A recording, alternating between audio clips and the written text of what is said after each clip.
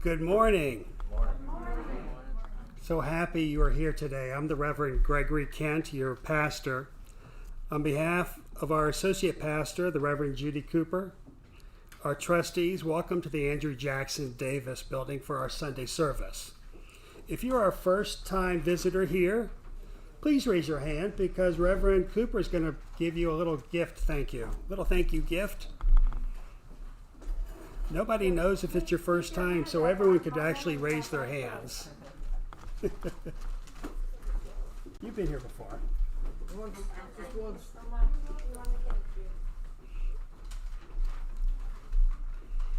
We're very happy to see everyone here today. Thank you for joining us virtually. To begin our service, we're going to ask Jana to step up, and she's going to light our spiritual candles, symbolizing unity of body, mind, and spirit. It will be my honor. And that's the way I'm going with the choices, right? You choose. Yes, sir.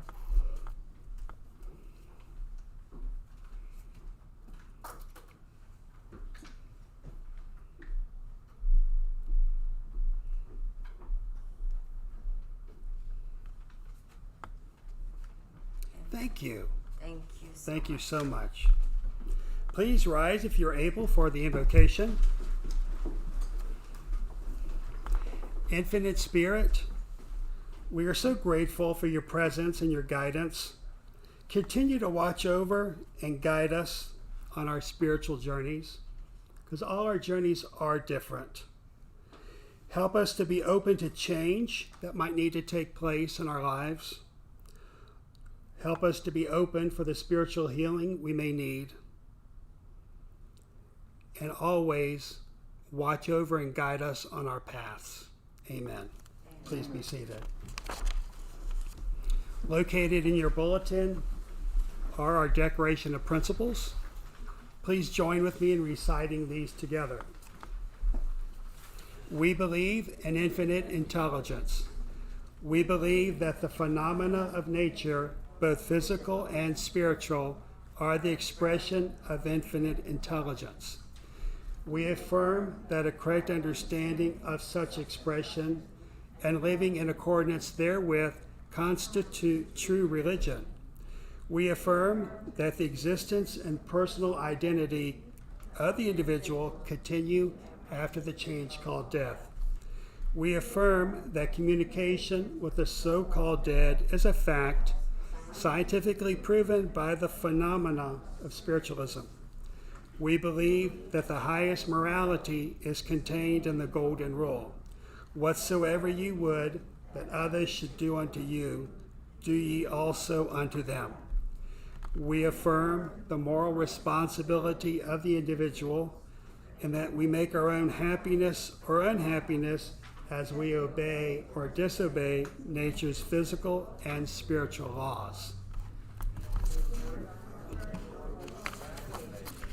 Never closed against any human soul here or hereafter.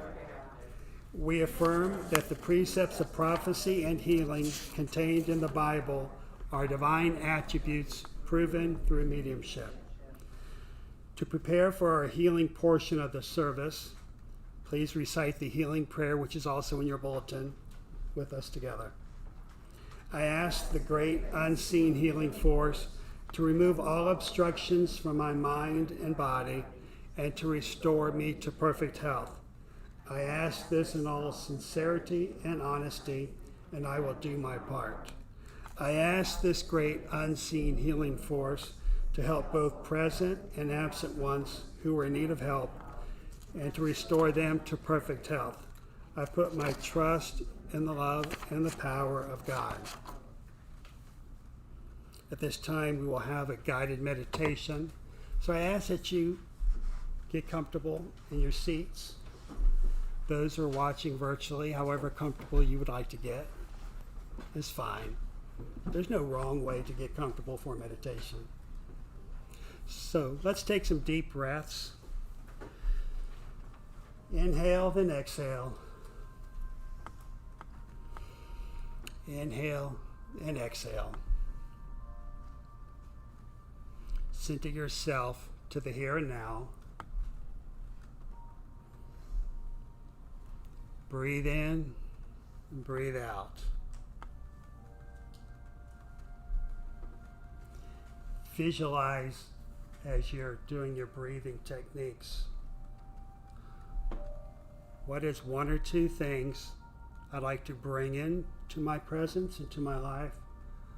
What are one or two things I would like to let go?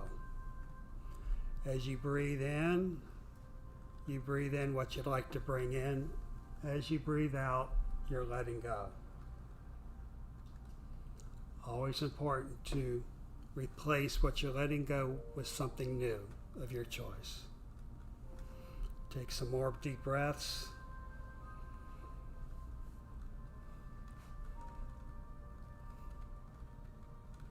Let us find a place in our mind's eye that we can go during this time of meditation, a time that nothing can interfere with, a location that we're very comfortable with.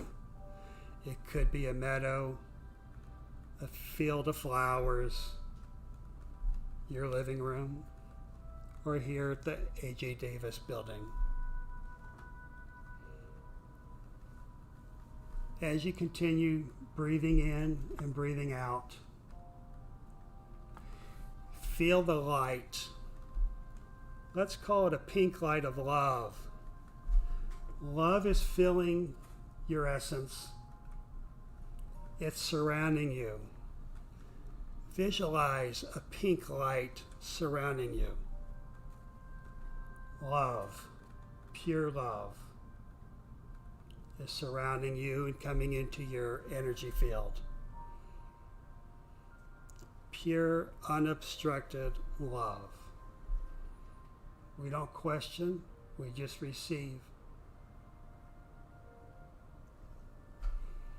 Bring that love energy into your heart,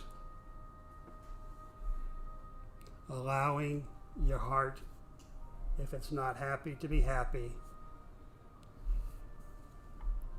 If it is happy, to be happier.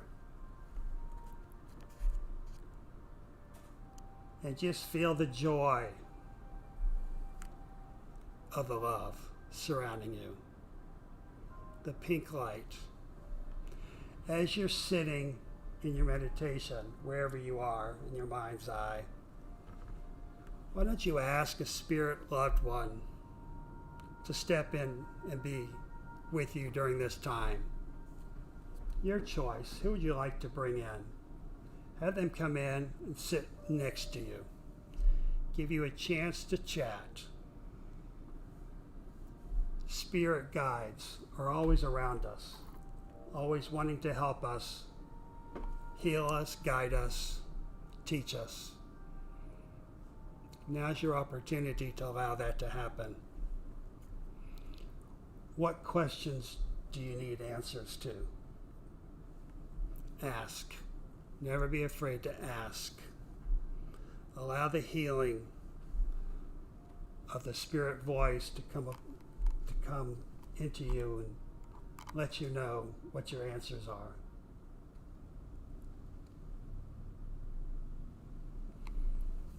Spend a few moments with your spirit guides, your healers, during this time of meditation. Continue to take your deep breaths, inhaling and exhaling, bringing in and letting go.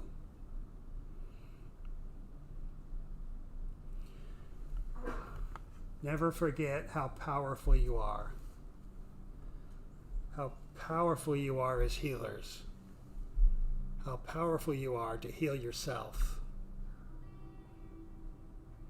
We have to heal ourselves before we can heal others. Take the time to heal.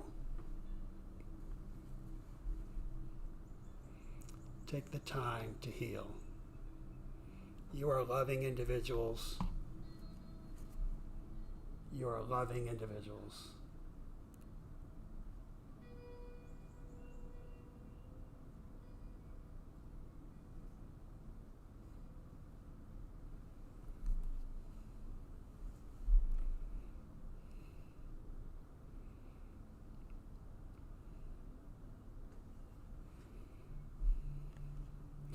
during this time of meditation, of healing. Ask the questions that you need answers to. Receive the answers.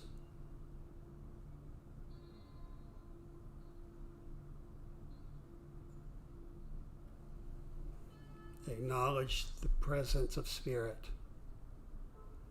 Acknowledge the presence of the healing that's taking place in your heart at this time. And visualize the heart chakra, if you will, the heart energy, expanding through the rest of your body.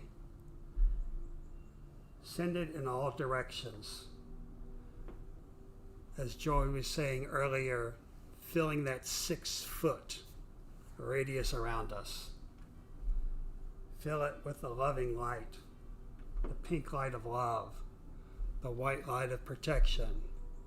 Whatever lights, colors mean to you, bring them in, knowing the colors will help the areas you need help with. You're powerful individuals. You're loving individuals.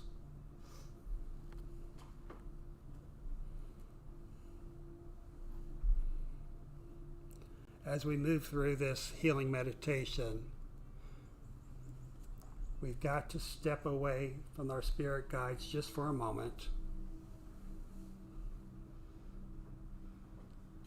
We have to come back to the here and now just for this moment.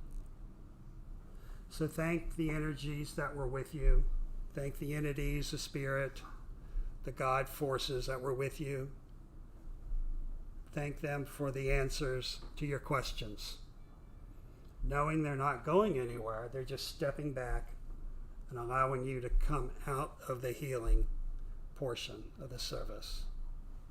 So when you're ready, come back to the here and now.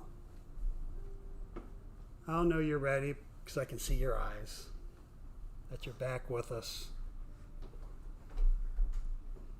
And always know at any time you can find that healing just by pausing and allowing it to happen.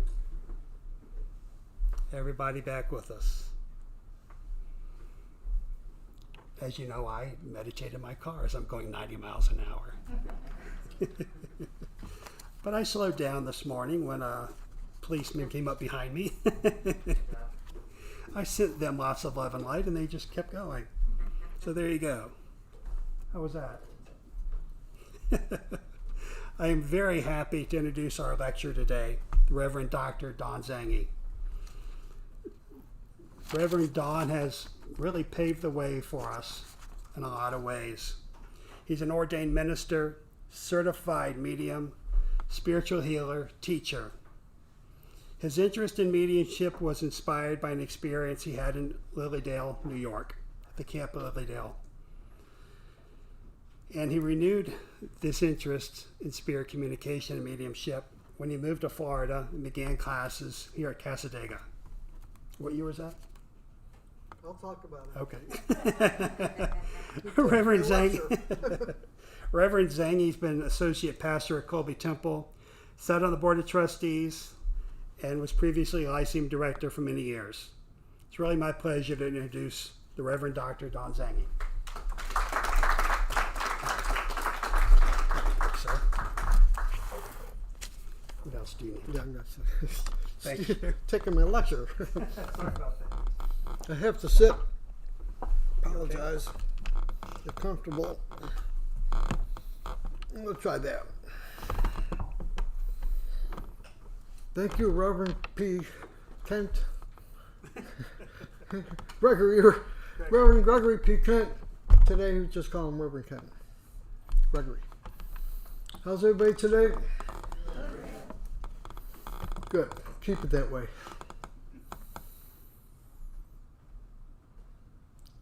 As a young boy,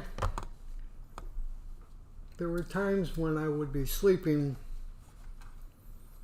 and I would be woken up in the middle of the night crying.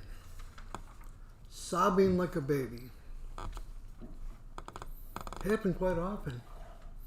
And it carried through into my adult life. Because I would wake up with the thought that someday I'm going to die. Not a pleasant thought at 3 o'clock in the morning, 4 o'clock in the morning.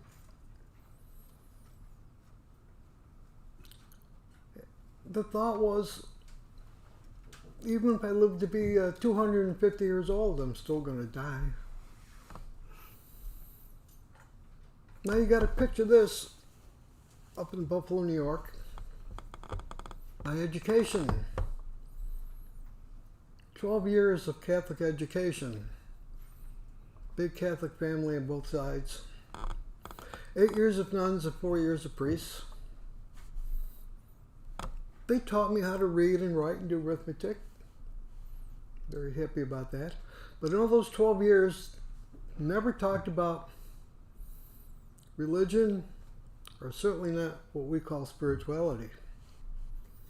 The closest they came was to talk about heaven and hell.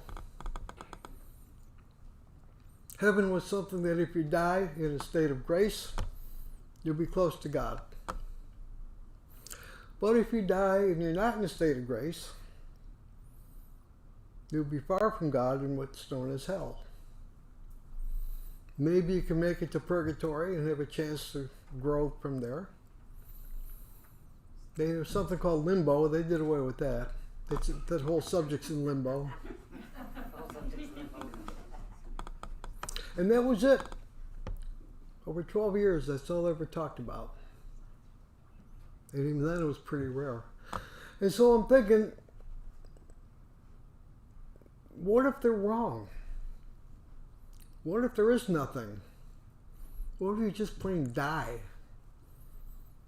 And you cease to exist, not even heaven and hell.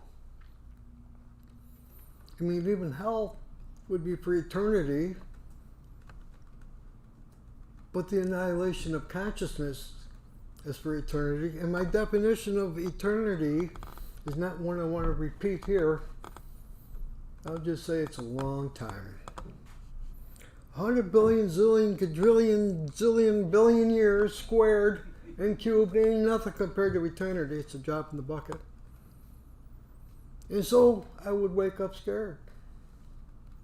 Not so much heaven or hell, but what if there's nothing? No one ever came back to tell us. At least that's what I thought at the time. And I grew up and left high school and went to college. I started to drift away from something called religion. Didn't turn against it, just got busy.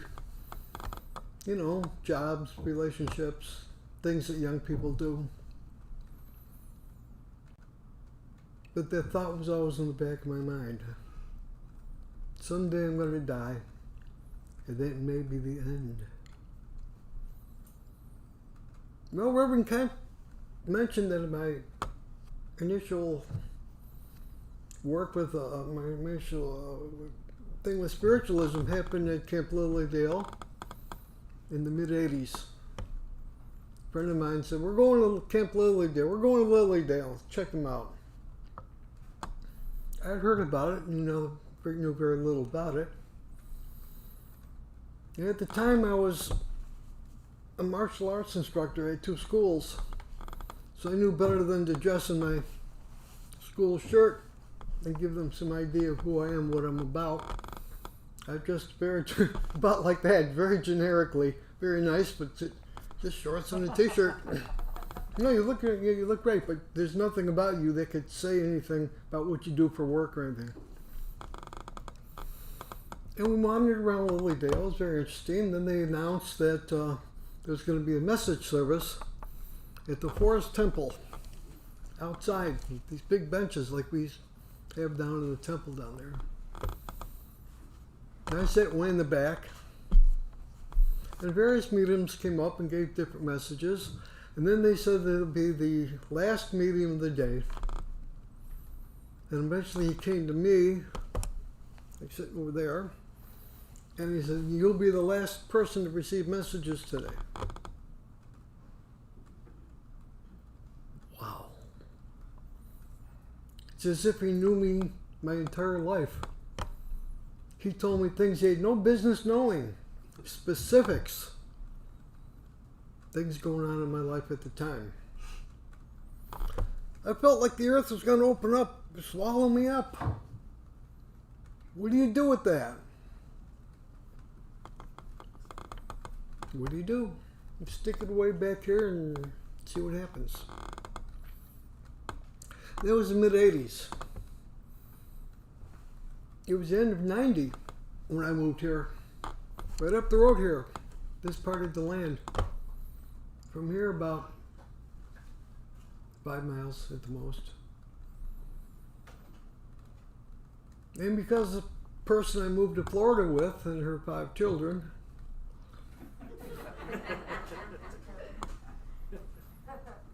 we were quite busy for the first couple months, settling the kids into school, working on the house.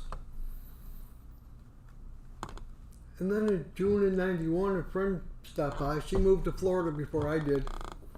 She said, "We got to get you out of here, get you, do some things." And it happened to be a Wednesday evening, and she brought us here to Cassadaga for a Wednesday message service. All right. And I still remember it. If you walk in the temple, sitting down there, down on the right. The medium on the platform was Reverend Jerry Frederick, who was right behind us here in his house. He's now retired. And the student helping him was Jim Watson, a dear, dear friend who went on to be a medium, healer, president, pastor, everything. But he was a student at the time. And he came to me and gave me a message. And honestly, it made no sense at all. I don't know if it was symbolic. I don't know if it meant for my sister. I couldn't make any sense out of it. Until about an hour later when we went home. And everything he talked about was being played out before my very eyes. Kids arguing about the ball, playing football, the ball bouncing. And he said all that, and there it was. I got out of the car and there it was on the lawn. As you know, there's something to this. I don't know what, but there's something to it. And I realized that during the announcements, they hold church service. I'm thinking, maybe it's time to get back at some kind of religion or church. Got the kids, I should get them involved. At that time, we had a children's lyceum, a junior lyceum, as well as adult lyceum. So I got my kids in. Steve's kids were part of it. Plus the fact that first Sunday here in June of 1991 was Father's Day. That's pretty cool. So I came here and never left. Judy remembers much of that. We sat in class together. And if you know me, when I get involved in something, what we were talking about earlier, Dennis, you got to get focused and jump right in and do it. I was immersed in every aspect of it from day one. Got my membership, started taking classes, got my students a program going. And I viewed myself just like when I entered martial arts. I was a total blank slate. I knew nothing about nothing. Now today when students come to my classes, I met one the other day, she might come to class, a blank slate. I said, oh, thank God. Because now I don't have to unlearn you, and nobody had to unlearn me of a lot of bad things. Remember, all I knew about heaven and hell, that's all I knew. Tremendous teachers, tremendous fellow students, the patience with me, oh my Lord.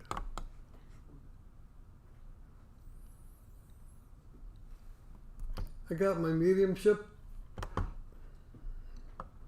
I did it in a different order than that. I got my mediumship, then I got my ministerial, then I got my healing. Don't ask me why that happened, but it happened like that.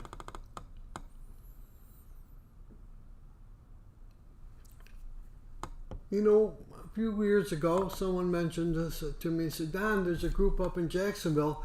They're studying, researching life after death. I said, again? Again? Like you don't already know from every research, every psychic research group, every university's working on these. They prove it over and over. You only need one. And I had many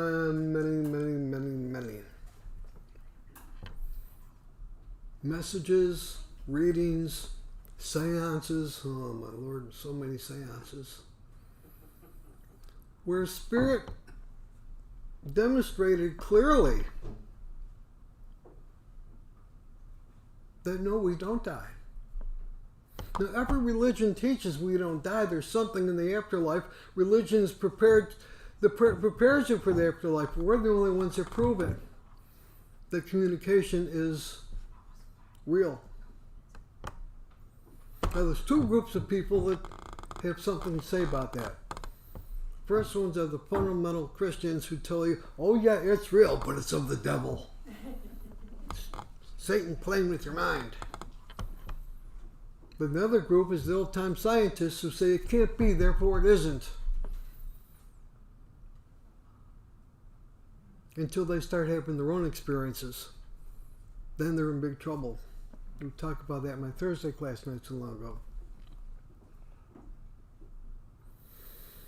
And the subject came up about spirit guides earlier, so I'll talk about that. Someone asked me the other day, well, how do you find out your spirit guides? I said, they'll find you. But that's the real law of attraction. They find you. They come through seances, they come through messages, they come through readings, they come through Vision Quest. I had two of them show up in Vision Quest. And there came a point where one of my spirit guides spoke to me very clearly. They said, we want you to wear a black beret. I said, what? Did I hear that right? We want you to wear a black beret.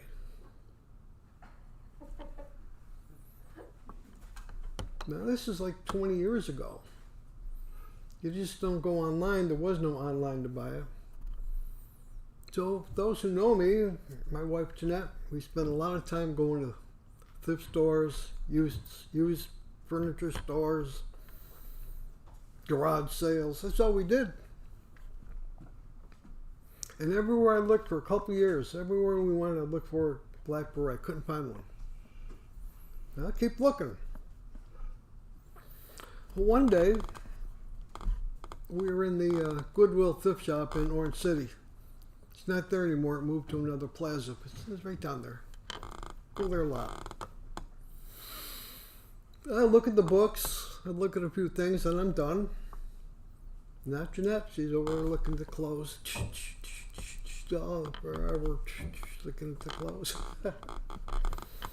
So I was just hanging out, leaning on one of the racks, not thinking about much. And my spirit guide, who I won't name, came and said, see that rack over there? Yeah. Oh, not the clothes part. Part on top, there's the flat part where there's all kinds of things on there. Belts and different kinds of things. Just piled real high with stuff. I said, I see it. He said, go over there and just stick your hand into the pile, and whatever you grab, pull it out. And this is what I pulled out. Now, what is the meaning of this? And he told me. He said, we want you to wear it for a while as a reminder of how real this is. And to trust Spirit, who won't ever bring you down the wrong path. You imagine just sticking your hand into a pile of stuff and coming out with something like this?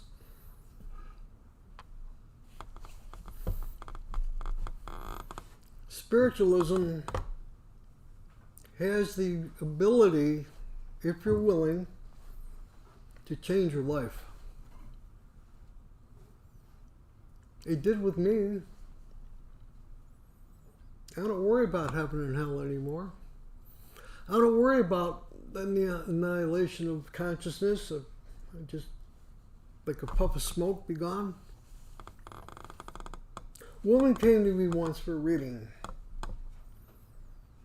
She was just so nervous and so unhappy. I said, what's going on? Oh, my son died. So I'm thinking, what, last week, last month, maybe even a year ago? 40 years ago. 40 years. And she's still upset. You know what I told her? I said, your son is more alive than you.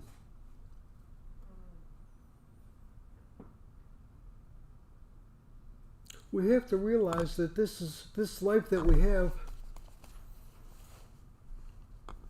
is what we call in the teachings impermanent. But the life of the spirit is not impermanent.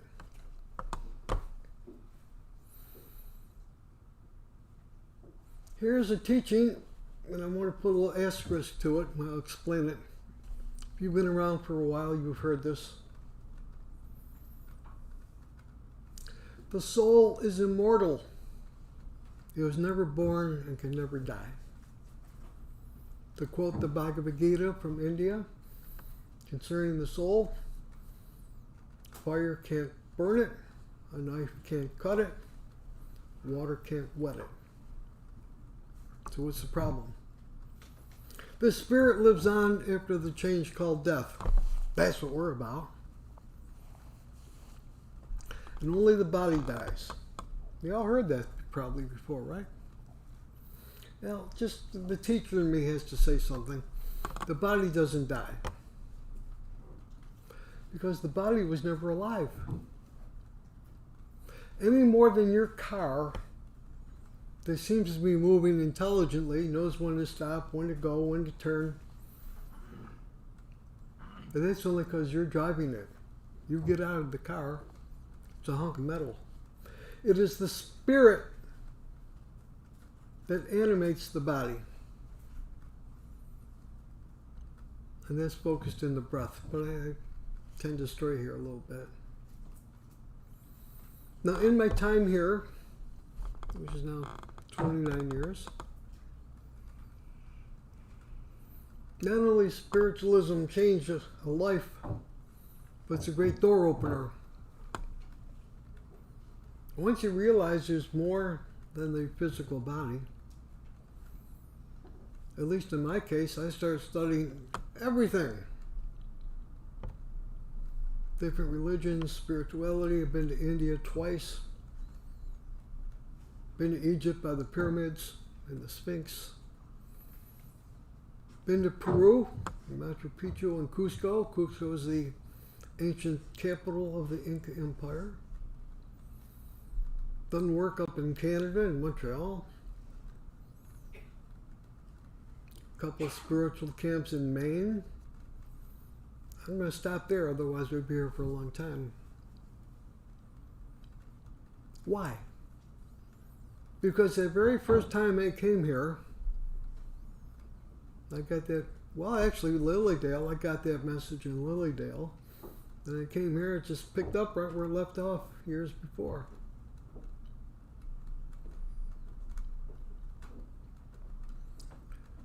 I no longer wake up sobbing and crying. I wake up every morning thankful that my destiny brought me here 29 years ago. And I thank all of my teachers. Some are here, some are in spirit, still teaching me. Yeah, they don't go away that easily.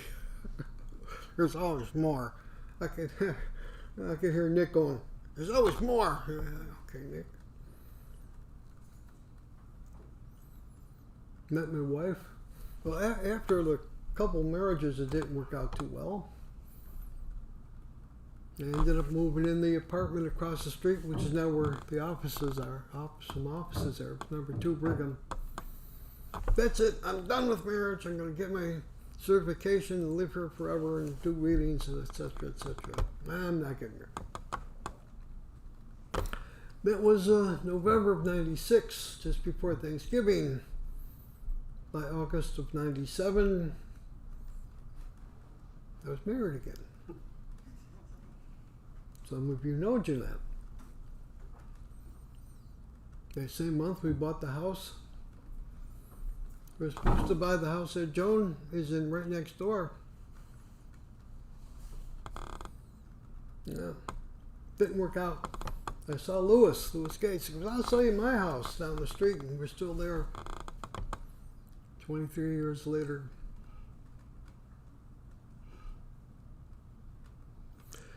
This is what spiritualism, Cassadaga spiritualism, can do. But if you're not open to it, man, it's going to be a tough road.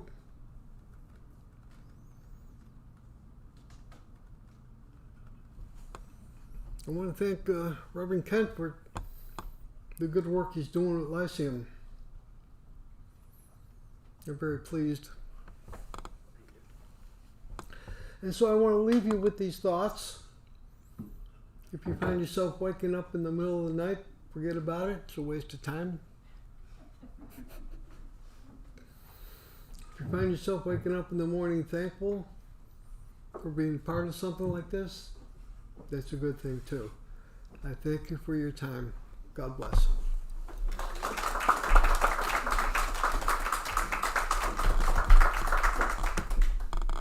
You got it. Got it.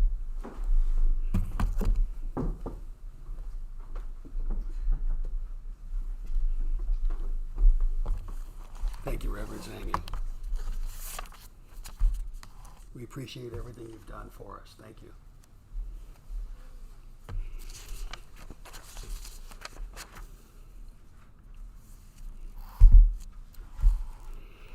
Okay. Back in the back, we have a new prosperity bowl, and we know that bowl is going to bring us hundreds and hundreds and hundreds of dollars. It's a green prosperity bowl in the back. Funds are used to, we've got buildings here that are almost 100 years old that need some upkeep. So the money helps with the camp and helps with our buildings. So please feel free to drop off your money on the way out. We sincerely appreciate it. And to pray. Donate online. Thank you. Yes. If you forgot your wallet, or those who are watching virtually, feel free to go to Cassadaga.org, and donate there. I was getting to that a little later, but thank you, Reverend Cooper. So to pray for the funds, thank you for the funds we receive. Guide us in building our spiritual community here at Cassadaga, a spiritual beacon of light for those in need. We take the money, energy, and return it back to those who gave tenfold, while keeping our spiritualist doors open for the next 125 years. Amen. Amen. Another 125 years. Amen. Announcements. Next Wednesday, our message bearer for our Wednesday evening message service will be the Reverend Dr. Lewis Gates. This is a demonstration of spirit service from 7:30 p.m. to 9 p.m. It'll be here at the A.J. Davis Hall. Next Sunday at the Lyceum, again right here, will be the Reverend Steve Atkins. Next Sunday, our lecturer will be Jeremy McDonald. Also today, the Reverend Dr. Phil DeLong will be presenting Meet Your Spirit Teachers from 2 to 4 right here. To participate in absentee healing, please print the first name and the first initial of the last name of someone in need of healing. The book is located on the wall. For more information about all the events here at Cassadaga, please go to cassadaga.org. You can watch all of our services live in person or virtually by visiting us on YouTube. There you can also watch past services. At this time, we say goodbye to our online viewers, and please remember to go to cassadaga.org and consider a donation. Very large donation. Thank you.